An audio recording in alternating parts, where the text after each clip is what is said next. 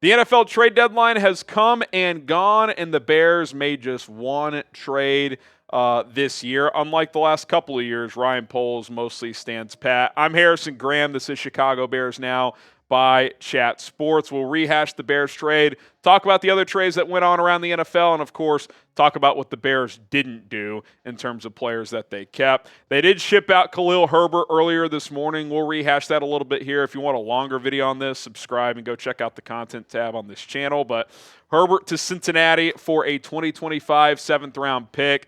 I'm not going to sit here and act like this is great value, but it's better than a late-round pick swap, which is what I thought you were going to get if you did trade him.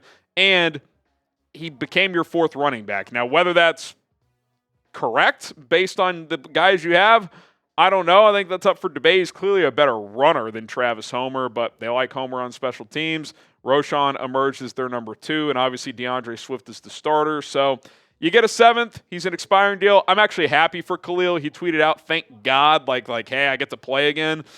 Cincinnati lost Zach Moss to IR, so Herbert and Chase Brown are their 2 backs, so he's clearly going to get an opportunity here. And it's kind of crazy. You had 6 backs, including your fullback Kari Blasingame, make the initial 53-man roster.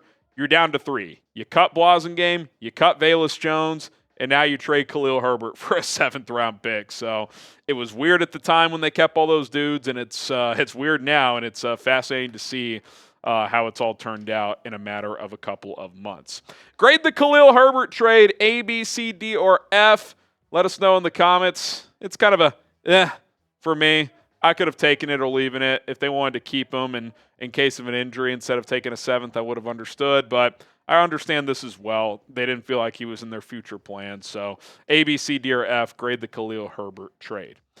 All right, so you move on from Khalil Herbert, who had 3 really good seasons, was out of the rotation this year.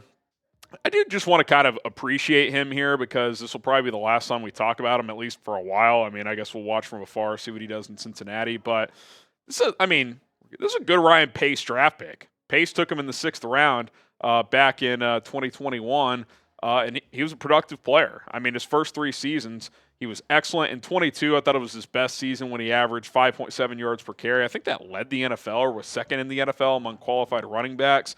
So he was a great number 2. Again, though, the problem with Herbert is that if he's not a starter, he loses value because if you're a starter, you don't necessarily need to be great at all the utility things like catching the ball, blocking on 3rd down, etc. Well, he's not the starter. Swift is. So Roschon Johnson became the number 2 because he's better in short yardage. He catches the ball better. He picks up blitzes better as a blocker. Herbert is easily probably your 2nd best pure runner on this team and arguably at times your best, but at the end of the day, he wasn't the starter, and he loses value because of that. So they traded him to Cincinnati. It's the only move that the Bears ended up making here. They did have a few other players that were connected to potential trades. We'll talk about those guys real quickly here.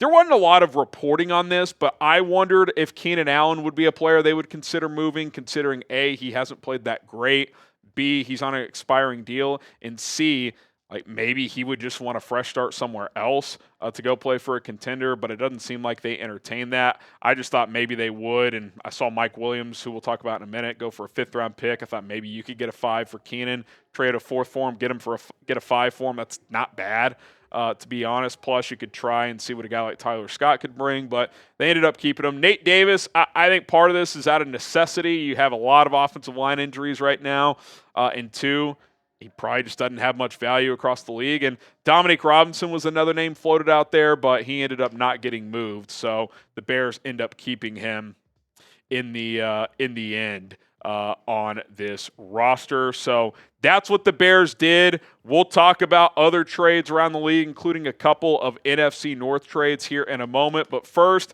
hit that subscribe button, turn on notifications. We're trying to get to 108,000 subscribers as soon as possible as we continue to grow this channel. Daily videos, we go live normally every Monday and Thursday. Today, obviously, we were live for the NFL trade deadline as we go live for big events as well, including every game day. So we'll be live again on Thursday and on Sunday and bring you videos and shorts and all kinds of other content on a daily basis here on this channel. So hit that subscribe button and turn on notifications. Before we rehash the rest of the trade deadline, I do have to show some love to our sponsor, GameTime. If you're looking to go to a Bears game, Bulls game, Blackhawks, or any other sporting event or a comedy show, concert, etc., if you need to get a ticket, you're probably going to have to get a digital one because it is the year of 2024, and GameTime is the place to go. Get off your couch this fall, this winter, and go out. Go to a game. Go to a concert. Take your significant other, your kids, your dad, whatever, and get out to a stadium and go have some fun.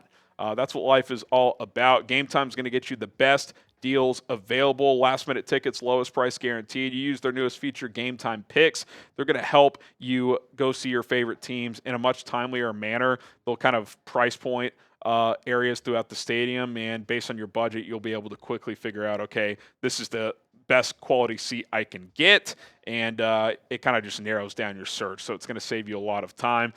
In the GameTime app, you can also see views from the seats, super deals, which are best bang for your buck. Sometimes they'll get you discounted seats depending on when you are on the app, so definitely visit frequently. Download the app today, create an account, use code CHATSPORTS to get $20 off your first purchase only. Terms apply there, $20 off with code CHATSPORTS. What time is it?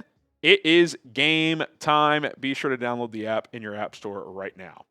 All right, let's rehash some of the other trades. A couple of NFC North trades that went down, including this one. The Lions are loading up. They add za'darius Smith. Didn't have to give up much for him. They get Smith in a 2026 7th-round pick for a 5th this year and a 6th the next year going back to Cleveland. I thought it would cost like a 4. It did not. Clearly, the big fish were not available, the Max Crosbys, the Myles Garretts, the Micah Parsons of the world. But za'darius Smith is a professional pass rusher, 5.5 sacks this year. He will certainly help fill that void left by Aiden Hutchinson. Now, is he Aiden Hutchinson caliber player? No, but I think this is a pretty good value trade for Detroit, a team that is absolutely rolling right now. So if they weren't already the heavy favorites in the NFC North and in the NFC, this certainly doesn't hurt. Really good move by that squad. All right, name a player that you guys think the Bears should have traded for. Is there someone out there you would have liked to bring in, like a Brandon Scherff? That would have been one guy I would have been intrigued in, given your offensive line struggles and injuries right now. I certainly would have been okay with that. But I also understand Ryan Poles not spending big draft picks right now. I don't know what Scherff would have cost, but just where you're at, 2 straight losses, I don't think he was in the business to make big moves like he has the last couple of years. So if there's someone out there that comes to mind, let me know who that is. All right, another NFC North trade. Preston Smith to the Steelers for a 7th. I'm kind of surprised Green Bay did this. Now, maybe they just want to get Lucas Van Ness a bigger role, a guy they drafted in the first round a couple of years ago. But to just give a player away that you've had for 6 years to a team like Pittsburgh, who's already loaded on that defensive line, I find that kind of strange, so I'm not sure what to make of that one for Green Bay. FGB's in the comments, as always. Dallas-Carolina trade. I think this is the worst trade of the day, if I'm being completely honest. Jonathan Mingo in a 7th to Dallas for a 4th.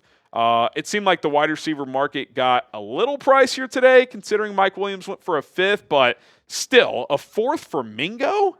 He's done nothing in a year and a half. I mean, Jerry Jones, classic, goes on the radio this morning and says, yeah, we're about to bring in a player we've been high on since college. Well, you know who's not high on him? The Panthers, who stink. Like, he can't even get on the field there. It's just, that is just not a good trade, in my opinion. Could be wrong, but don't like the value for Dallas there. The big trade of the day was this one, Washington, and I want to tie this back to the Bears in a second. Marshon Lattimore in a 5th to Washington for a 3rd, 4th, and 6th back for New Orleans. I think it's a pretty good move for the Saints. They need to enter a rebuild here. They get decent draft compensation there. Good move for the Commanders too, though. They had a piece in that secondary that's lacking right now. That's an area they needed to beef up on their defense. And look, it's kind of crazy how things happen. If Washington doesn't beat the Bears on that Hail Mary and then win the next week to get to 7-2. Are they this aggressive with their rookie quarterback, or do they kind of just stand pat and stay the course? Clearly, they feel like they can make moves. They want to maximize this Jaden Daniels rookie window. Bears lose on that Hail Mary, let that loss carry over to the next week, fall to 4-4. They kind of just stand pat. I mean, do things change for Ryan Poles today if his Bears are 6-2 instead of 4-4? It's crazy how these things go. If the Bears are 6-2 with the O-line injuries they have right now, you'd think they'd be more aggressive in making a move, but I understand that they didn't, and it's just crazy how it plays out. And this man right here is under fire, Matt Eberflus, who let one loss turn into two. Coaching decisions and play calls from him and Shane Waldron have been questionable the last couple of weeks, especially down the stretch in Washington. He's under a microscope right now. And the Bears, I don't know. It's staying quiet at the deadline is kind of telling, like, hey, Matt, you got what you got. Are you going to figure it out or not? Because the clock is ticking. What say you? Should the Bears fire Matt Eberflus? You guys know where I stand. I say yes, but obviously as of now they haven't. They're at least going to give him another week. Type Y for yes. Type in for no. Give us your thoughts in the comments below. A few more trades, then we'll get out of here. Mike Williams to the Steelers for a fifth. I thought that was a little rich. Now, it's not some massive haul for New York or anything, but considering DeAndre Hopkins went for a conditional fifth, he is significantly better than Mike Williams at this point in their careers, in my opinion. But part of this is Pittsburgh's desperate for a receiver. They finally get one. Russell Wilson throws a lot of jump balls. Mike Williams excels in that area. So you put him opposite of George Pickens, it makes some sense. Ravens-Rams trade. Weirdest trade of the day. They swapped 7th-round picks. Tre'Davious White to Baltimore. Okay. He's just completely washed at this point. But I think Baltimore is just throwing a flyer on the wall, seeing if they can rediscover some magic. They have found some vets before on defense that can kind of excel in that culture. Clowney was really good for them last year. Maybe they're hoping they can strike gold here with Tre'Davious White. Okay, 49ers-Texans trade right at the buzzer here. Khalil Davis to San Francisco for a 2026 7th-round pick. Niners have been a little bit thin on that defensive tackle group ever since losing Javon Hargrave for the season. So they add a depth piece, and Houston gets a future 7th-round pick. There you have it. Pretty quiet deadline day. Obviously, a lot of trades leading up to today that took place. A lot of receivers were on the move. Amari Cooper, Devontae Adams. Cooper Kupp does not get traded, so that is where things sit after the trade deadline for the Bears. We'll see where they go from here. Obviously, it's going to be another loud week around Matt Eberflus and Shane Waldron at Hallis Hall and a must-win game against the Patriots this week. Hit that subscribe button. My name is Harrison Graham. Bears trade deadline reaction in the books.